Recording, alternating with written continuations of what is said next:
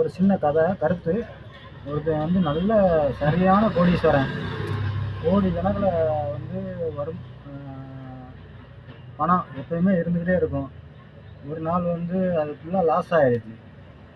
ஒரு வியாபாரத்தில் ஃபுல்லாக நொடிச்சு போய் நடுத்தெருவில் வந்து நிற்கிற சூழ்நிலை. ஆனால் அவங்களுக்கு யாராவது உதவுவாங்களா? காசு இருக்கிற வரைக்கும் தான் அந்த இதே இது வந்து காசு இருக்கும்போது 4 பேர்த்துக்கு உதவி பண்ணியிருந்தா திருப்பி வந்து அவங்க வந்து அந்த 4 பேர் உதவுறதுக்கான ஒரு சான்ஸ் இருக்குது. இல்லைன்னா நடுத்தருவு தான்.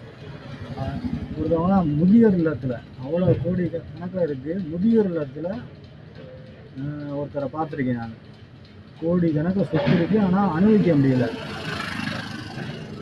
அவரோட நிலைமை பார்த்தீங்கன்னா முதியோர் இல்லம் மதுரையில்.